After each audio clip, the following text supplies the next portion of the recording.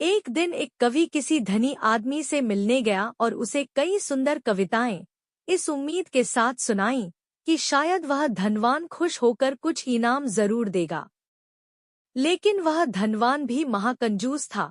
बोला, तुम्हारी कविताएं सुनकर दिल खुश हो गया। तुम कल फिर आना, मैं तुम्हें खुश कर दूंगा। कल शायद अच्छा इनाम मिलेगा।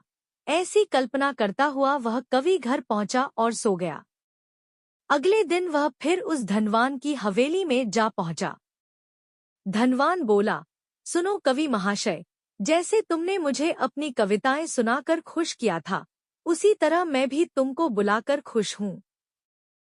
तुमने मुझे कल कुछ भी नहीं दिया, इसलिए मैं भी कुछ नहीं दे रहा। हिसाब बराबर हो गया। कवि बेहद निराश हो गया। उसने अपनी आप बीती एक मित्र को कह सुनाई और उस मित्र ने बीरबल को बता दिया। सुनकर बीरबल बोला, अब जैसा मैं कहता हूँ वैसा करो। तुम उस धनवान से मित्रता करके उसे खाने पर अपने घर बुलाओ। हाँ, अपने कवि मित्र को भी बुलाना मत भूलना। मैं तो खैर वहां मौजूद रहूंगा ही। कुछ दिनों बाद बीरबल की योजनानुसार कवि के मित्र के घर दोपहर को भोज का कार्यक्रम तय हो गया। नियत समय पर वह धनवान भी आ पहुंचा। उस समय बीरबल, कवि और कुछ अन्य मित्र बातचीत में मशगूल थे। समय गुजरता जा रहा था लेकिन खाने पीने का कहीं कोई नामो निशान न था। वे लोग पहले की तरह बातचीत में व्यस्त थे। धनवान की बेचैनी बढ़ती जा रही थी। जब उससे रहा न गया तो बोल ही पड़ा, भोजन का समय तो कब का हो चुका। क्या हम यहाँ खाने पर नहीं आए हैं?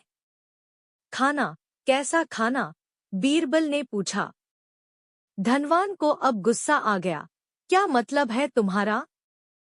क्या तुमने मुझे यहाँ खाने पर नहीं बुलाया है? खाने का कोई निमंत्रण नहीं था। यह तो आपको खुश करने के लिए खाने पर आने को कहा गया था, जवाब बीरबल ने दिया। धनवान का पारा 7वें आसमान पर चढ़ गया। क्रोधित स्वर में बोला, यह सब क्या है? इस तरह किसी इज्जतदार आदमी को बेइज्जत करना ठीक है क्या? तुमने मुझसे धोखा किया है। अब बीरबल हंसता हुआ बोला, यदि मैं कहूँ कि इसमें कुछ भी गलत नहीं तो तुमने इस कवि से यही कहकर धोखा किया था ना कि कल आना, सो मैंने भी कुछ ऐसा ही किया। तुम जैसे लोगों के साथ ऐसा ही व्यवहार होना चाहिए। धनवान को अब अपनी गलती का आभास हुआ और उसने कवि को अच्छा इनाम देकर वहां से विदा ली। वहां मौजूद सभी बीरबल को प्रशंसा भरी नजरों से देखने लगे।